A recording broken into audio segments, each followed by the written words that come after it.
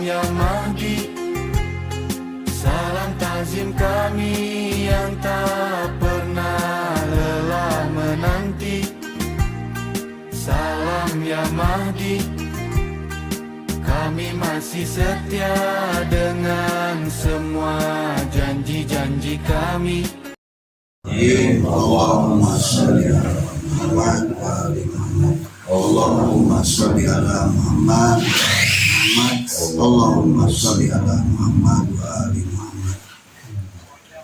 Pada kesempatan ini saya ingin menyampaikan, mewasiatkan kepada diri saya dan kita semua berkaitan dengan kepemimpinan imam zaman, bahwa kepemimpinan tersebut didasarkan kepada Al-Quran. Mungkin ketika kita bersinggungan dengan berbagai masalah hadis, kita akan sering berbenturan. Tetapi ketika kita mengumpulkan ayat-ayat, nah kebetulan waktu di pesantren dulu diajarkan tentang namanya tafsir maudhu'i. Jadi tafsir maudhu'i itu mengumpulkan ayat-ayat sesuai dengan temanya. Nah, tema di sini ayat-ayat ini bertemakan tentang kepemimpinan. Jadi ayat-ayat Al-Quran yang bertemakan tentang kepemimpinan. Contoh misalnya, ini ayat pertama sebagai hujah pertama. Wa iz qala rabbuka lil malaikati inni ja'ilun fil ardi khalifah. Auzubillahi minasyaitonir rajim. Wa iz qala rabbuka lil malaikati inni ja'ilun fil ardi khalifah. Dan ketika Tuhanmu berfirman kepada para malaikat, aku hendak menjadikan khalifah di bumi. Ini menunjukkan bahwa yang menjadikan khalifah itu adalah Allah. Kata ja'il itu isim fa'il yang menunjukkan keterusan. Jadi sesuatu yang tidak bisa berubah begitu terus, itu kata ja'il. Jadi dialah mengangkat khalifah itu. Ja'ilun itu dari isim fa'il yang menunjukkan bahwa dia itu adalah pengangkat satu-satunya, tidak ada lagi yang lain. Ini ja'ilun fil ardi. Itu yang pertama. Jadi khalifah di sini diangkat oleh Allah. Kemudian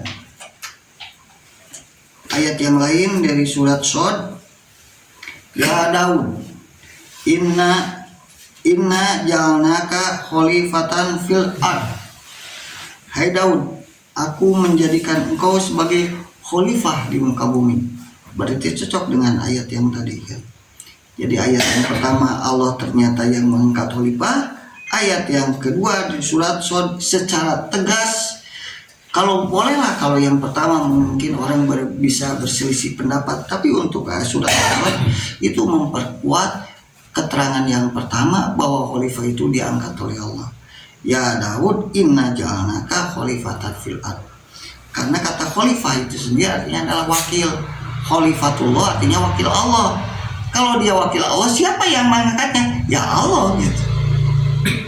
Kan lucu kalau ada khalifatullah ternyata yang mengangkat manusia. Bagaimana dia jadi wakil Allah sementara yang mengangkatnya manusia? Kalau khalifatullah yang mengangkatnya ya Allah gitu. Itu saja dari secara bahasa itu sudah sangat rancu ketika kita mengatakan khalifatullah tapi diangkat oleh manusia. Yang ketiga, ayat yang ketiga. Wa qala lahum nabiyyuhum innallaha qad ba'asalakum taluta malika. Dan nabi mereka berkata kepada mereka, sesungguhnya Allah telah mengangkat Talut menjadi rajamu. Di sini katakan malika. Ini juga menunjukkan bahwa pengangkatan pemimpin tersebut itu dilakukan oleh Allah melalui nabinya dan kemudian disampaikan kepada umatnya berkaitan dengan Talut. Jadi Talut itu adalah raja yang diangkat oleh Allah, tidak disampaikan langsung kepada Talut tapi disampaikan kepada Nabi, dan Nabi menyampaikan kepada umat bahwa Talutlah yang menjadi raja. Talut ini adalah raja sebelum Daud, nanti digantikan oleh Daud. Itu tiga. Yang keempat, ada lagi nakib, walaqad akhadallahu mitsaqa bani Israil wa ba'asna minhum isna asyara naqiban. Dan sesungguhnya Allah telah mengambil perjanjian dari Bani Israel dan kami telah mengangkat 12 orang pemimpin di antara mereka. Lagi-lagi pada surat Al-Maidah ini menegaskan bahwa pemimpin umat itu dipilih oleh Allah. Di sini yang diangkat ada 12 bagi tiap suku. Kemudian ayat yang kelima, wa iztala Ibrahima rabbuhu bi kalimatin fa'atamahun qala inni ja'iluka linnasi imama. Dan ketika Ibrahim diuji oleh Tuhannya dengan beberapa kalimat, lalu dia melaksanakannya dan melaksanakannya dengan sempurna. Dan Allah kemudian berfirman, sesungguhnya aku telah menjadikan engkau sebagai pemimpin bagi seluruh manusia. Ini ja'iluka linnasi imama. Sekali lagi bahwa pemimpin dalam agama itu diangkat oleh Allah. Kemudian ayat yang ke-6, Nabi Musa diutus kepada Firaun, dan kemudian Nabi Musa tidak merasa berat dan kemudian memohon kepada Allah untuk menjadikan saudaranya sebagai wazirnya. Dia berdoa, waj'ali waziron min ahli, dan jadikanlah untukku seorang pembantu dari keluargaku. Kemudian setelah begitu ternyata doanya dikabul dengan firman-Nya, dan sungguh kami telah memberikan kitab Taurat kepada Musa, dan kami telah menjadikan Harun saudaranya menyertai dia sebagai wazir.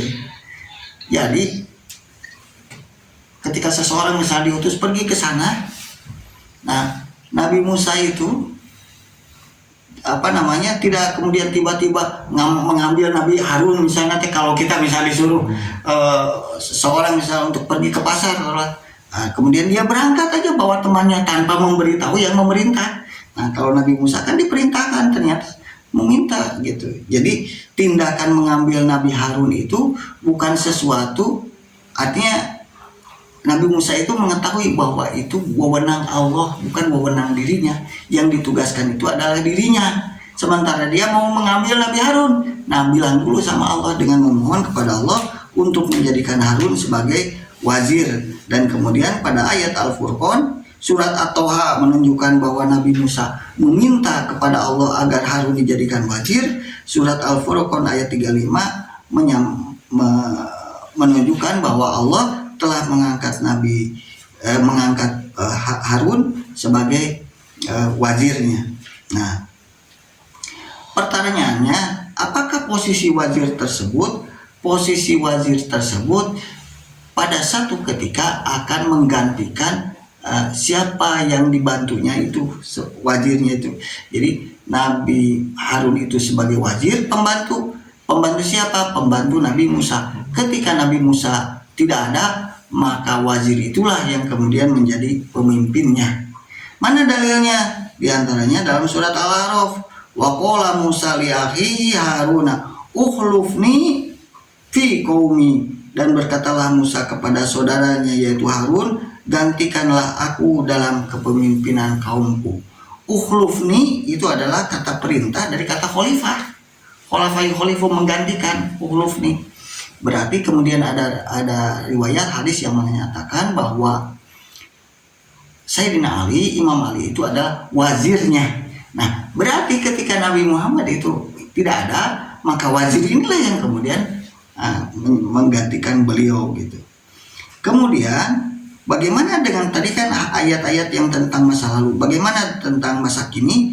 Yaitu ada ayat ya ayyuhalladzina amanu atiiullaha wa atiiur rasul wa ulil amri. Ayat ini yang surat An-Nisa ini sama sekali tidak menunjukkan adanya pengangkatan, tetapi langsung ketaatan. Tidak ada pengangkatan di sini. Jadi untuk umat ini itu tidak ada ayat misalnya dipilih siapa, nggak ada. Langsung kepada taat, ya ayyuhalladzina amanu atiiullaha wa atiiur rasul wa ulil amri.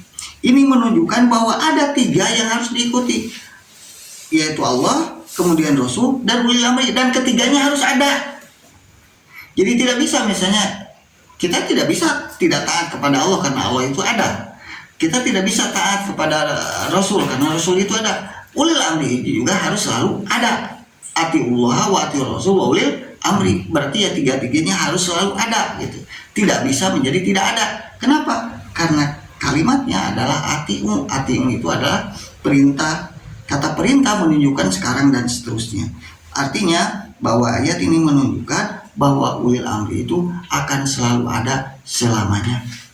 Itu sampai hari kiamat. Ini dalil menunjukkan, itu juga menunjukkan bahwa kepemimpinan ini harus sudah ada. Nah, kemudian bagaimana mengetahui ini siapa di sini ulil amri? Baru kemudian ada hadis yang mengatakan man kuntu maulahu fa aliyun maula. Uniknya dalam tradisi Sunni, hadis itu adalah hadis yang mutawatir, diriwayatkan oleh 110 sahabat. Tapi anehnya itu di Bukhari, di Muslim itu tidak ada. Anehnya itu. Padahal kalau kita kumpulkan semua hadis tentang sholat, zakat, puasa, haji, pokoknya semua hadis, ada nggak yang diriwayatkan oleh 110 sahabat? Tidak ada. Sholat aja paling itu 1 orang 2 orang diriwayatkan oleh 2 orang sahabat, sudah jadi bisa dipakai itu.